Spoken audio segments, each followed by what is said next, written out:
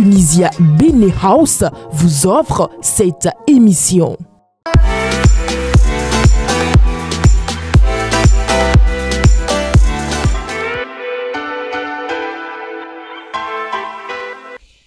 À tous et à toutes, bien le bonjour. Merci de nous retrouver dans votre émission matinale sur Guérite TV Monde. Et c'est donc parti pour le compte de cette nouvelle semaine avec les différentes rubriques de votre émission, le meilleur réveil. Bérangère Bolien déjà sur ce plateau pour la toute première rubrique, la revue des titres. Bérangère Bolien, bien le bonjour. Bonjour à vous, Latifat Corwin. Un plaisir de vous retrouver.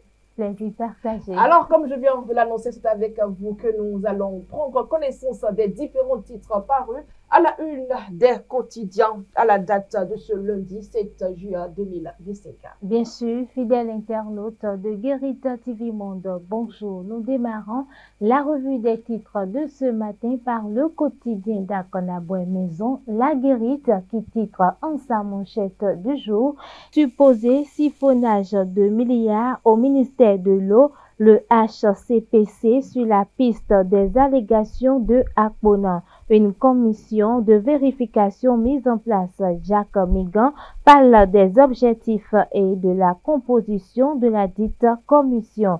Retrouvailles des maires du forum Action du maire Yankoti, un moment d'engagement citoyen et de reconnaissance à Porto Novo. Wabi Amadani, parrain de l'événement. À l'oreille du quotidien, on lit résultat du BPC 2025, un taux national de réussite en nette hausse. Les épreuves orales et sportives prévues les 7 et 8 juillet prochains. Toujours à la une du quotidien Maison La Guérite, on lit à sa fausse manchette deux titres. Conseil des ministres, le gouvernement annonce la reconstruction du stade René Préven. Étoile sur le Hollywood Walk of Fame, Talon rend hommage à Angélique Kidjo. Le quotidien, mesdames et messieurs, le quotidien, le paraclet de ce matin titre recrudescence des vols de moto quand la population subit le diktat des hors-la-loi. La boussole de ce matin titre adoption de la loi de développement du Bénin à l'horizon 2060. Le Bénin trace son avenir. 109 de ce jour, titre Porto Novo. Le forum Action du maire Yankoti célèbre 5 années d'engagement citoyen. Palmarès de son côté titre renforcement des liens institutionnels, la HAC du Bénin inspire le Gabon en pleine transition démocratique. Le patriote de ce matin titre indépendance et impartialité de la justice, nécessité de dépolitiser le Conseil supérieur de la magistrature. À quand l'application de l'arrêté numéro 028-2020 de la CADHP. Le quotidien Fraternité de ce matin titre, mesdames et messieurs, Vision Bénin 2060 à la FIA, un monde de splendeur. Bâti aujourd'hui la maison du futur, le défi de paix, de bien-être commun et d'excellence à l'échelle mondiale.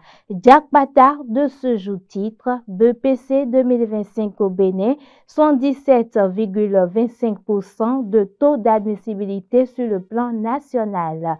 Matin libre à présent titre, Assemblée nationale du Bénin, la vision Bénin 2060 à la FIA adoptée, le développement planifié sur les 35 prochaines années. Gaskéani Info vers une alliance Yayi-Rungbeji, bientôt un candidat commun s'interroge. Le quotidien, la nation placade Assemblée nationale, la loi sur la vision Bénin 2060 adoptée. L'opinion aujourd'hui, le quotidien L'Opinion aujourd'hui titre adoption de la loi Bénin 2060 à la FIA à l'Assemblée nationale. Le Bénin dispose d'une vision claire et ambitieuse de développement.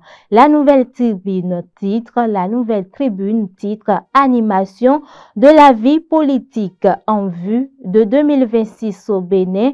Les lignes silencieuses de Yayi Boni cérémonie. Le quotidien Maison La Guérite, pour terminer, titre en sa manchette du jour, supposé siphonnage de milliards au ministère de l'eau, le HCPC sur la piste des allégations de Akpona.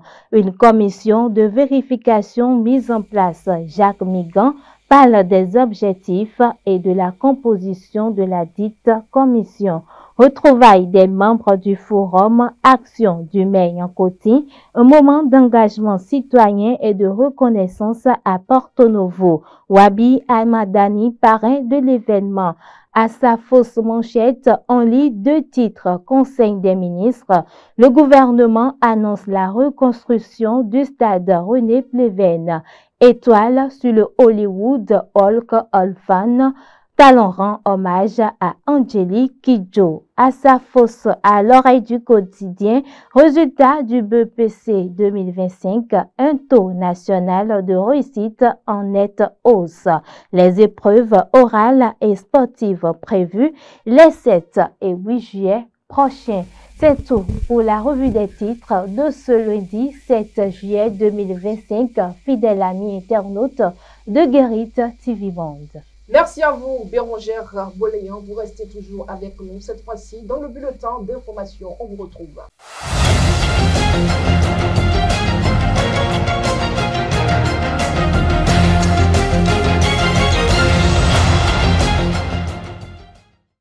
Bienvenue à tous dans ce bulletin d'information. Les députés de la 9e législature ont adopté à l'unanimité la loi 2025-16 portant vision de développement du Bénin à l'horizon 2060. C'était lors de la séance plénière du vendredi 4 juillet 2025. Une feuille de route ambitieuse qui vise à structurer sur plusieurs décennies l'action publique et les politiques de développement du pays. Avec cette adoption, le Bénin affirme sa volonté d'inscrire son développement dans le long terme en se dotant d'un cap structurant et partagé. Reste désormais à traduire cette vision dans les faits à travers les politiques publiques des décennies à venir. Autre information dans ce bulletin, la maison des jeunes de la ville de Porto Novo a vibré ce samedi 5 juillet au rythme de la grande cérémonie de la 5e édition des retrouvailles du Forum Action du maire Yankoti. C'est un événement qui marque l'engagement continu des membres dans le développement communautaire et le rayonnement des initiatives sociales dans la ville capitale. Étaient présents des autorités locales à divers niveaux, des têtes couronnées, des membres du dit forum, entre autres. Le point avec Fauzia Sefou et Patrice Ayrouton. Le parrain Wabi Amadani et le maire de Porto Novo, Charlemagne Yankoti, ont effectué une descente remarquée à la maison des jeunes de la ville ce samedi 5 juin 2025 à l'occasion de la célébration du 5e anniversaire du Forum Action du maire Yankoti. Une cérémonie d'envergure qui a rassemblé l'ensemble des forces vives de la capitale béninoise dans une ambiance de reconnaissance et de bilan des efforts consentis aux côtés du maire dans sa dynamique de développement. Ce forum n'a cessé depuis lors d'assumer sa mission avec rigueur et engagement. Il s'est affirmé comme l'œil, les oreilles, le nez et la voix des sans-voix, là où les autorités municipales et les directeurs des services déconcentrés de l'État ne sont pas. Aujourd'hui, à travers cette cérémonie, nous avons voulu poser un acte symbolique, mais fort, honorer des autorités municipales et des directeurs des services déconcentrés de l'État, dont l'écoute et la réactivité ont permis à ce dialogue citoyen d'avoir du sens. Nous sommes heureux et fiers de ce chemin parcouru, mais nous savons aussi que beaucoup reste à faire. Que cette célébration soit donc un point d'étape, pas un point d'arrêt. Créée en 2020, cette plateforme d'échange et de mobilisation citoyenne s'est imposée au fil des années comme un levier essentiel dans l'amélioration des conditions de vie des habitants de la ville aux 3 noms. En mettant votre compétence au service du bien commun, vous démontrez que l'engagement citoyen peut être un levier puissant de transformation locale. L'une des grandes forces de ce mandat communal réside dans le forum Les actions du maire, un véritable canal de coordination citoyenne et de réponse rapide aux préoccupations de nos citoyens. À travers ce forum, des fonctionnaires de la mairie n'hésitent pas à intervenir tard dans la nuit pour réparer une voie, une conduite ou un ouvrage dégradé, au seul motif qu'un citoyen en a exprimé le besoin. Une action de proximité dans laquelle chaque acteur, qu'il soit civil ou en uniforme, trouve sa place pour servir. Cette célébration a offert aux membres du forum un moment privilégié pour témoigner de l'impact positif de l'initiative dans le processus de développement de Porte-Nouveau. Chacun a salué la pertinence du cadre d'action et d'engagement constant de ses animateurs. C'est un bon projet qui a permis de féconder plusieurs actions et de travailler en synergie avec la mairie. L'un des temps forts de cette 5e édition a été la remise de distinction à des membres actifs et engagés du forum, notamment certains directeurs départementaux ainsi qu'au maire Charlemagne Yankoti lui-même. Une belle manière de valoriser l'esprit d'initiative, de la solidarité et des valeurs qui fondent la réussite collective. C'est avec une grande fierté que nous, récipiendaires, nous avons servi la ville de Porte-Nouveau en vous servant, en vous donnant de nous-mêmes et en donnant de nous-mêmes ce que l'État nous demande de faire.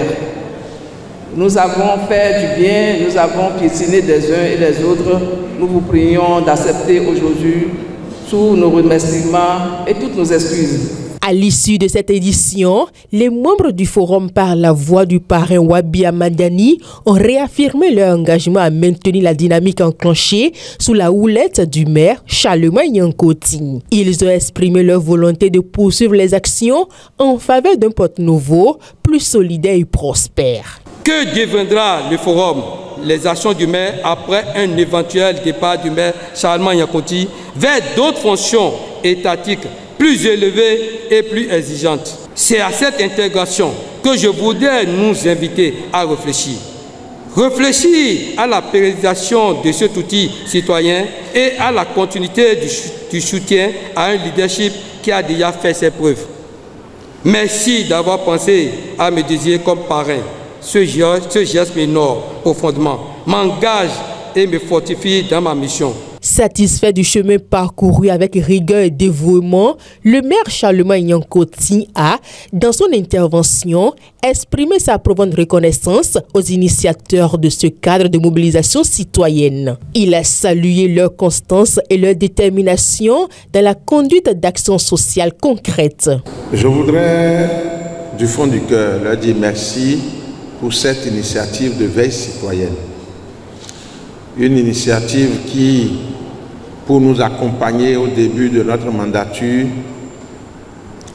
ils se sont rapprochés de moi et ils ont estimé que celui qui est en haut ne voit pas tout ce qui se passe en bas et qu'il serait bien de trouver les moyens de bord pour remonter les problèmes, les préoccupations de nos concitoyens. Dans cette optique, dans cette logique, ils ont créé le forum des actions du maire Yankoti. Je voudrais dire un merci particulier à tous les directeurs départementaux, sans exception, pour leur engagement, parce que le succès de ce forum dénote également de leur engagement professionnel. Je voudrais remercier tous ceux qui relaient les problèmes sur le forum. Je voudrais remercier mon chargé de mission, Wabi Amadani. Vous savez, même pour cette organisation, ils sont là. Je suis trop réservé. Je ne me suis pas impliqué. Mais il a fallu qu'il accepte. Parce qu'il faut que quelqu'un accepte d'aller au charbon. Je lui dis merci. La traditionnelle photo de famille est venue clore en beauté cette célébration du 5e anniversaire du forum Action du maire Yankoti. Un creuset devenu symbole d'espérance et de mobilisation collective pour la jeunesse de Porto Novo. Ce bulletin d'information se poursuit après la phase écrite du brevet d'études du premier cycle BEPC, session de juillet 2025. Les candidats admissibles franchissent une nouvelle étape ce jour, lundi 7 juillet, les épreuves orales et sportives. Elles sont programmées sur 2 jours, les lundi 7 et mardi 8 juillet 2025, selon le calendrier officiel du ministère des Enseignements secondaires, techniques et de la formation professionnelle. 2 disciplines sont concernées lors de cette seconde phase d'évaluation. L'anglais à travers une épreuve orale visant à évaluer la capacité d'expression et de compréhension des candidats. L'éducation physique et sportive EPS qui permettra de juger leurs aptitudes physiques selon les normes établies. Ces épreuves constituent une part essentielle du processus de certificat du BEPC, mais la période de proclamation des résultats des examens de fin d'année est pleine d'émotions. En cas de refus, nombreux sont les candidats qui décident de mettre fin à leur vie en se suicidant. Pourquoi de tels réflexes? Quelle est la part de responsabilité dans cette période? Suivons ensemble le spiritualiste Maître Dao. C'est la promotion des réseaux sociaux qui fait que les enfants sont en train d'oser à se suicider. Parce qu'ils ont vu que quelqu'un l'a fait. Il n'y a pas eu un découragement jusqu'au dernier degré qui fait qu'il voit qu'il peut le faire. L'esprit de suicide, il faut tuer ça dans la tête d'un candidat en lui disant que ce n'est pas la fin du monde. La vie, les saints doigts ne sont pas compatibles. Chacun est né pour sa mission. Il y a des gens qui n'ont pas eu le doctorat, mais ils ont eu tout ce que la nature donne. Il y a des gens qui n'ont pas eu BPC, mais ils ont tout. Il faut dire aux enfants, c'est parce que les parents n'ont plus de temps pour la communication pour les enfants. Si un parent a le temps pour la communication de son enfant, l'enfant aurait déjà compris que la vie n'est pas des modèles. La vie est individuelle. Les diplômes existent pour nous permettre d'atteindre des objectivités, mais les diplômes ne nous bloqueront pas à ne pas vivre une vie positive. Donc si un enfant a fait un examen, a été un examen, la première des choses qu'il va te demander, est-ce que tu as appris tes leçons? Si oui, tu dois être confiant que je vais réussir. Parce que ce n'est pas du hasard qui fait qu'on a des diplômes. C'est le travail qu'on va noter qui fait qu'on a des diplômes. Donc si ton travail est bon, ton diplôme va sortir. Mais si ton travail n'est pas bon, il ne faut pas attendre que tu vas atteindre, tu vas traverser ce moment que nous parlons de résultats. Et quand les résultats arrivent, j'aurais souhaité que les parents puissent garder leurs enfants à la maison. Ils peuvent écouter les résultats par la radio.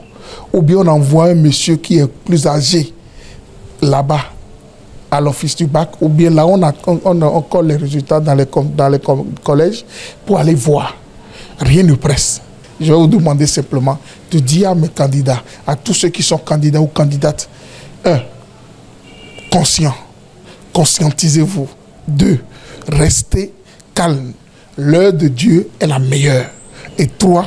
Il n'y a pas suicide après les examens. Parce qu'il faut que tu vis, il faut jouir des fruits du diplôme, soit disant que tu veux avoir et utiliser. Sans la vie, il n'y a pas valeur de diplôme. Et pour finir, je vais vous dire, tous ceux qui vous disent allez vous suicider, dites-les que vous êtes enfant de Dieu. Et l'enfant de Dieu ne se donne pas au suicide et finit par atteindre l'objectif de sa vie et accomplir une mission sur cette terre. Et parents, évitez de dire que j'ai beaucoup investi, mon enfant est devenu nul. C'est une malédiction, si tu le dis même comme ça. Parce que l'argent ne compare pas à un résultat. Un résultat se mérite à travers les conseils que tu donnes à tes enfants tous les jours. Et que les enfants soient à la hauteur de ce qu'ils font. Dieu va nous assister, nous tous, parce que chacun est venu pour accomplir une mission. Papa joue pour ton rôle, l'enfant joue son rôle, et l'argent va contribuer pour l'épanouissement de tout un chacun. Donc l'argent est là juste pour nous permettre à nous tous de faire des transactions. Sinon l'argent ne sert à rien. Un couple domicilié à Kassarou, dans la commune de Bembereke, a été victime d'un braquage dans la nuit du samedi au dimanche 6 juillet 2025. Selon les informations rapportées par Nonsina FM, cet individu armé ont fait irruption à leur domicile et se sont emparés d'une somme totale de 15,5 millions de francs CFA sans fait de blessés. Une enquête a été ouverte par les forces de sécurité pour tenter d'identifier les acteurs de ce braquage. L'actualité internationale de ce bulletin d'information, la situation dans l'ouest du Mali suivie de près dans la sous-région, notamment par le Sénégal, alors que des attaques djihadistes ont eu lieu la semaine dernière tout près de la frontière entre les deux pays. De quoi provoquer l'inquiétude, voilà, j'y arrive, de quoi provoquer l'inquiétude de certains secteurs qui opèrent dans la zone, à l'instar des transporteurs routiers qui empruntent la route Dakar-Bamako quotidiennement. Faouzia, c'est fou. Au Mali, cette attaque a été menée mardi 1er juillet 2025 par les djinns, groupe lié à Al-Qaïda, dans les régions de Kaé et de Ségou. Cette localité ont été ciblées de manière simultanée le long des frontières du Sénégal et de la Mauritanie, dont la grande ville de Kaye ou celle de Nioro, du Sahel et de Niono. L'ouest du Mali, frontalier du Sénégal, fait régulièrement l'objet d'attaques de groupes djihadistes ou présumés, tels comme en mai, encore dans la région de Kaye. Gora Kouman, secrétaire général de l'Union des transporteurs routiers du Sénégal, appelle d'ailleurs ses collègues à cesser de se rendre au Mali pour le moment. En RDC, Félix Tshisekedi s'alarme sur la situation du choléra à Kinshasa. La capitale du RDC, Kinshasa, est durement frappée. Le président Félix Tshisekedi en a fait le point le plus essentiel lors de la réunion du Conseil des ministres de vendredi, dont le compte rendu est parvenu dimanche 6 juillet 2025. À ce jour, plus de 700 décès ont été enregistrés dans le pays depuis janvier, une trentaine à Kinshasa. Officiellement, 3 quarts des zones de santé de cette mégalopole de quelques 17 à 20 millions d'habitants sont touchés. Et ce sont les habitants des quartiers les plus défavorisés qui y sont les plus exposés. Pour le président Félix Tshisekedi, les causes de cette propagation rapide sont notamment les inondations récentes qui ont fortement détérioré les infrastructures d'assainissement, contaminé les sources d'eau potable et déplacé des milliers de personnes, les exposant à des conditions de prosécuité et d'insalubrité. Le gouvernement est chargé d'activer un plan de contingence en déployant de toute urgence des équipes médicales, des stocks d'intrants essentiels et de centres de traitement mobiles dans les zones les plus affectées. Selon le compte rendu de la réunion gouvernementale, Félix Tshisekedi a aussi ordonné la désinfection systématique des points d'eau, des marchés, des écoles et autres lieux de forte fréquentation. Les autorités devraient distribuer massivement de l'eau potable, des kits d'hygiène et des produits de traitement de l'eau dans les quartiers vulnérables. En Turquie, pour terminer, la répression sans fin des principaux organes d'opposition au pouvoir, maires du Parti républicain du peuple, journalistes, voix critiques, les vagues d'arrestations se multiplient pour faire taire toute contestation du pouvoir de l'AKP, le parti du président Tayyip Erdogan. Jusqu'où ira la répression? Du plus anonyme fonctionnaire municipal jusqu'au maire des plus grandes villes de Turquie, du caricaturiste aux journalistes, les vagues d'arrestations à l'encontre des milieux de l'opposition et des voix critiques vis-à-vis du pouvoir ne cessent d'affluer. Samedi 5 juillet, 3 nouveaux édiles du Parti républicain du peuple, CHP, ont été arrêtés tôt le matin dans le cadre d'une enquête coordonnée sur de supposées accusations de crimes organisés et de corruption. En début de semaine, la police avait arrêté 137 personnes pour des allégations similaires dans les bastions de l'opposition, portant à près de 250 le nombre de membres du CHP sous les verrous depuis l'incarcération le 19 mars du maire d'Istanbul et principal adversaire du président Tayyip Erdogan. C'est la fin de ce bulletin d'information que j'ai eu le plaisir de vous livrer. Bien à vous, Bérangère Boléon. Mesdames et messieurs, nous allons poursuivre cette émission. À présent, la météo.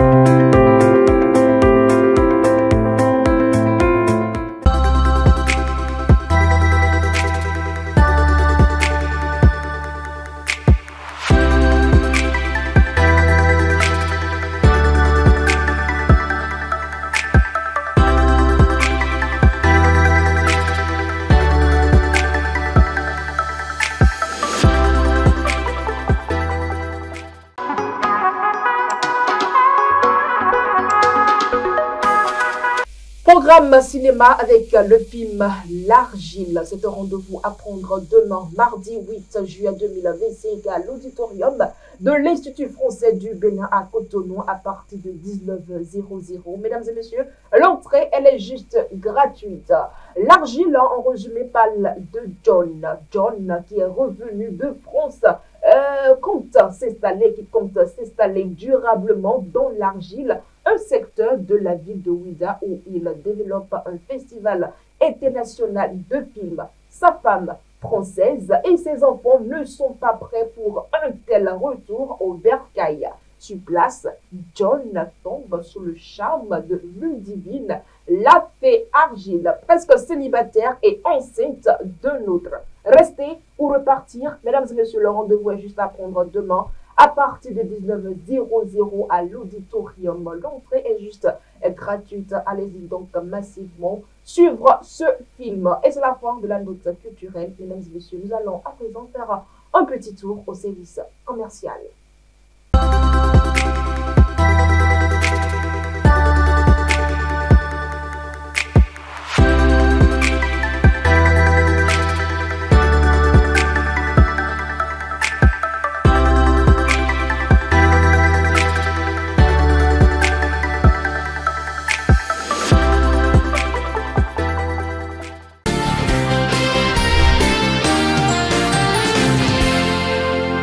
L'interdiction de sortie de certains produits vivriers a été instaurée par arrêté ministériel pour une durée de 6 mois. Je cite, la mesure qui a été prise pour lever l'interdiction vient constater que le délai dans lequel on avait enfermé l'interdiction était arrivé à terme. Fin de citation, a souligné, mesdames et messieurs, le porte-parole du gouvernement, Wilfried Léandre Rubedi, au cours d'une rencontre avec la presse. Et nous poursuivons toujours dans cette rubrique, mesdames et messieurs, en ligne. Donc, ce matin, le représentant des producteurs de la commune de Didja, il est également agriculteur. Bien le bonjour. Bonjour, journaliste. Merci de vous présenter à nos amis internautes. On m'appelle Agbo Debludo Agbo Apollinaire. Je suis producteur. Et vous êtes le représentant des producteurs. Je suis le représentant des producteurs de la commune de Didja, donc simplement on appelle président UCP Didja. Et voilà donc. C'est toutes les filières organisées qui se sont organisées et qui m'ont élu leur président, leur responsable. D'accord. Pour commencer, la mesure d'interdiction de certains produits vivriers est désormais levée. Les produits autrefois interdits de sortie du territoire national peuvent de nouveau être exportés, mais suivant les tests qui réglementent l'exportation. Alors, dites-nous, quelles étaient les réalités que vivaient les producteurs agricoles pendant l'interdiction de la sortie de produits vivriers? Merci, madame la journaliste. Et comme vous le savez déjà, je tiens sincèrement à remercier le chef du gouvernement et son démembrement de tout ce qu'il fait pour le monde paysan. Et parce que quand il y a l'interdiction des produits aller à l'extérieur, c'est parce que le gouvernement a vu qu'il faudrait qu'il y ait l'autosuffisance avant d'envoyer ça à quelqu'un d'autre. Il faudrait que tu sois toi-même avant d'aider ton prochain. Donc, il a constaté maintenant que là où nous sommes maintenant, nous en avons des produits. Or, il faudrait que si nous voulons emporter les produits vers l'extérieur ou bien vers d'autres pays, il faudrait qu'on suive les règles normales. Et que là-bas, il ne faudrait pas que ces produits présentent des incidents à l'extérieur pour qu'on parle mal du Bénin.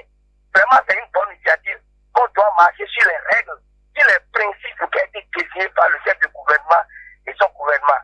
Vraiment, par rapport à l'ouverture actuelle, je suis très ravi. Oui, avant d'en arriver à l'ouverture ou à la levée de cette mesure, comment les producteurs ou agriculteurs sont, quelle était leur réalité pendant l'interdiction de cette mesure? Nous avions eu beaucoup de problèmes. Nos produits n'arrivent pas à écouler comme il le faut. S'il y a un seul marché, vous savez que le marché là ne donne pas un bon prix. Mais s'il y a plusieurs marchés, il y a la concurrence. Là, tu vendras ton produit à coût un peu élevé par rapport à ton plan d'exploitation. Donc, en ce cas, on n'arrive pas à vendre les produits comme il faut. Tous les produits étaient restés sur nos bras. Si les produits étaient restés sur nos bras, c'est comme si nous n'avons pas d'argent. On a les produits, mais on n'a pas d'argent. Donc, nous en souffrons beaucoup de difficultés familiaux dans l'entretien du foyer personnel, de la collectivité. Donc, on a tant de problèmes. Faire de bonnes choses. Le producteur même a besoin de construire une bonne maison, d'aménager sa vie. Tout ça là devient problème en ce temps-là. Avant que nous ne soyons contents au chef de l'État, il faudrait que il existe un marché rémunérateur. Marché rémunérateur veut dire quoi? Marché dans lequel, en vendant nos produits, il faudrait que nous-mêmes on réalise un peu de bénéfice. Le gouvernement a fait un grand effort. Vous me suivez? Il a fait un grand effort en construisant des usines un peu partout. Mais ça ne suffit pas, ça ne règle pas encore le problème. Parce que avec ce que nous produisons, vous recevez. Je vous reçois. Avec ce que nous produisons, effectivement, nous seuls, nous ne pouvons pas consommer tout sans aller vendre ça à quelqu'un d'autre. D'accord. Vous me suivez? Oui, je vous suis. Et avec les principes actuels qui a été sorti en disant avant d'aller emporter chez quelqu'un d'autre. Très content, très ravi de ça. Je tiens à remercier le gouvernement parce que au moins il a installé des usines ici par là, mais ce n'est pas encore suffisant. C'est pourquoi il y a eu un peu de la saturation lors de l'injection. Si tout a été en règle, et si nous suivons la règle, nous n'aurons pas de problème après dans d'autres pays, on parlera mal du Bénin. Que le produit béninois n'est pas si bon. Si nous suivons bien les règles, il n'y aura pas de problème, on n'aura pas de problème. Donc, la décision qui a été prise, vraiment, je suis très content, nous sommes très contents de la décision du gouvernement. Et dites-vous quand même, est-ce que les tests actuels vous permettent quand même de vous en sortir ou est-ce que les tests sont conformes aux réalités que vivent les producteurs en termes de l'exportation?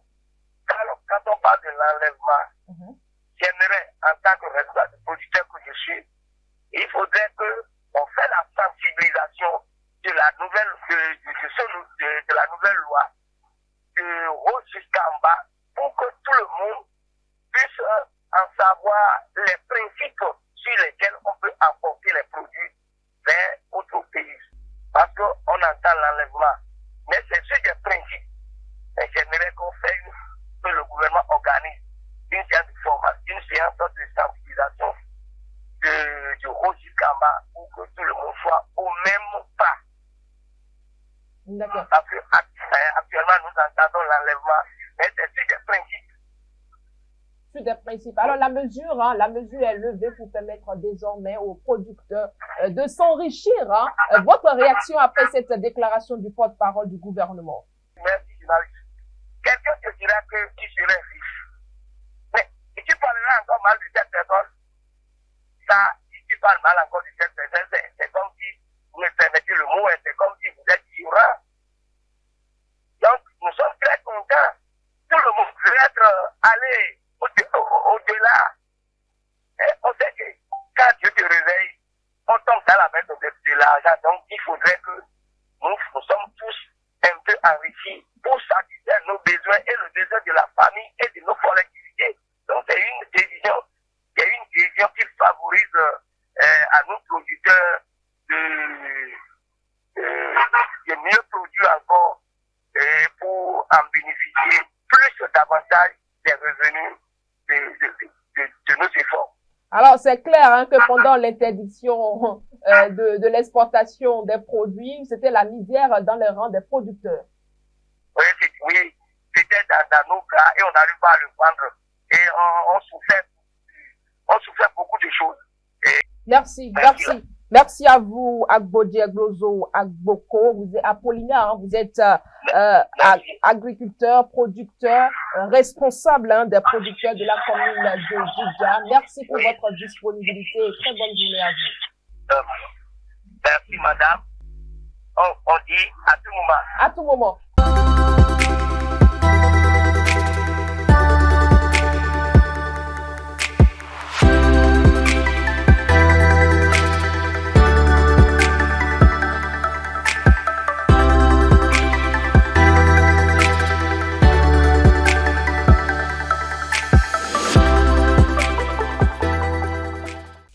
Et juste après l'interview matinale, mesdames et messieurs, je vous invite à suivre à présent la revue de presse réalisée par Anselme Orisha.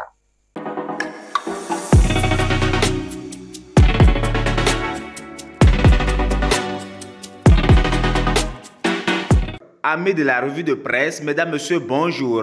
Démarrons ce lundi par les échos de l'Assemblée nationale. La loi sur la vision de développement du Bénin à l'horizon 2060 a été adoptée par les députés de la 9e législature. L'information est abondamment relayée par les parutions dont La Nation, Fraternité, La Nouvelle Tribune, Matin Libre, La Boussole, 109, L'Opinion aujourd'hui et bien d'autres journaux. Cette loi votée à l'unanimité par les députés présents à l'Assemblée nationale le vendredi 4 juillet 2025 marque une étape importante dans la mise en place d'un cadre structurant pour conduire l'action publique de façon durable. Cette nouvelle vision, intitulée Bénin 2060 à la FIA un mode de splendeur, vise à faire du Bénin un espace de paix, de prospérité partagée, de bonne gouvernance, de rayonnement culturel et international. Elle remplace ainsi officiellement à compter du 1er janvier 2026 la vision Bénin 2025 à la FIA arrivée à terme. Selon Matin Libre,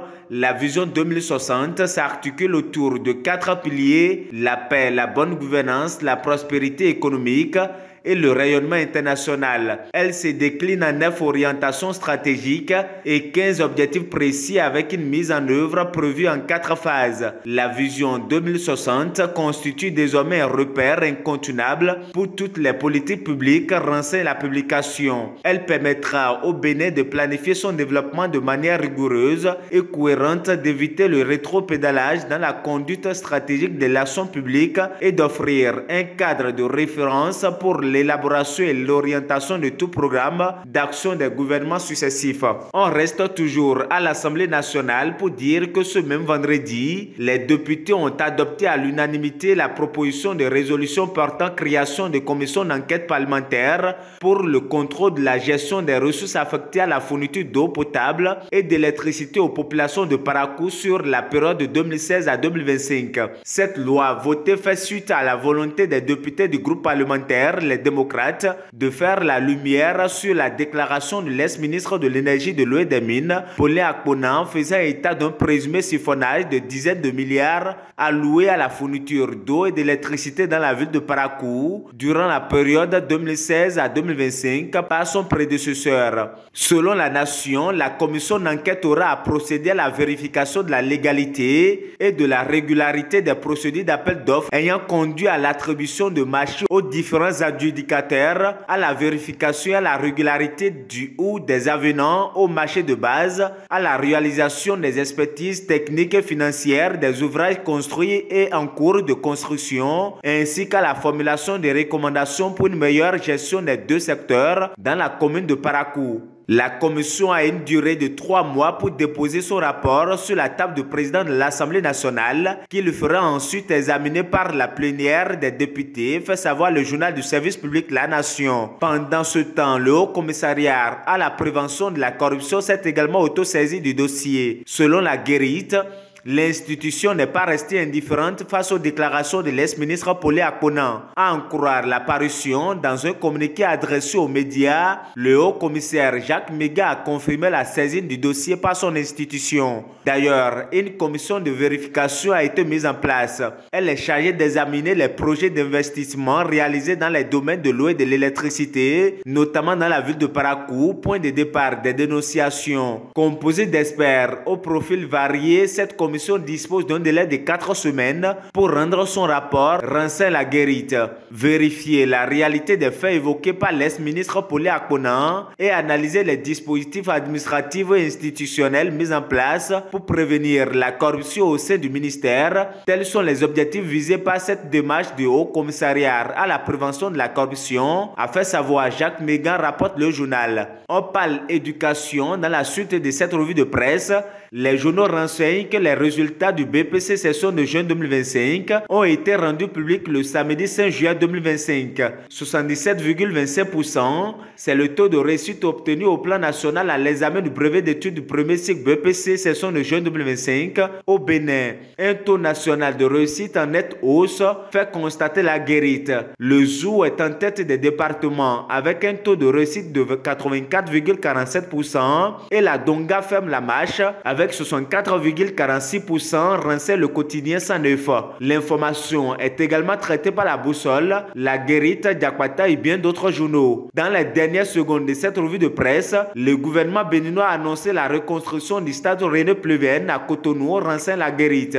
Cette annonce faite en conseil des ministres du mercredi 2 juillet a reçu l'approbation des membres du gouvernement. Le gouvernement du président Patrice Talon vient par cette acte d'approbation de la réalisation des travaux de reconstruction du stade René Pleven Cotonou 2, prouver son attachement à doter le Bénin d'infrastructures sportives de référence, fait savoir Matin Libre. Mais le journal tire l'attention de l'exécutif sur les erreurs à ne pas commettre. Le gouvernement béninois et son chef, le président Patrice Talon, devront s'investir régulièrement dans le contrôle du choix des matériaux à utiliser dans l'exécution de ce projet, recommande l'apparition. Le faire sera un geste salutaire pour la nation afin d'éviter à celle-ci de connaître des installations sportives détériorées ou en dégradation avancée après quelques années de leur réalisation, souligne mon confrère. Amis de la revue de presse, mesdames, messieurs, ainsi va l'actualité telle que vue et traitée par les parutions ce lundi. Merci de nous avoir suivis.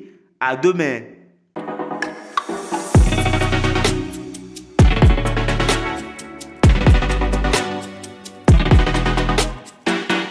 Et c'est la dernière manche de cette émission, mesdames et messieurs, la citation du jour. La force et l'énergie que vous possédez aujourd'hui ne seront pas éternelles.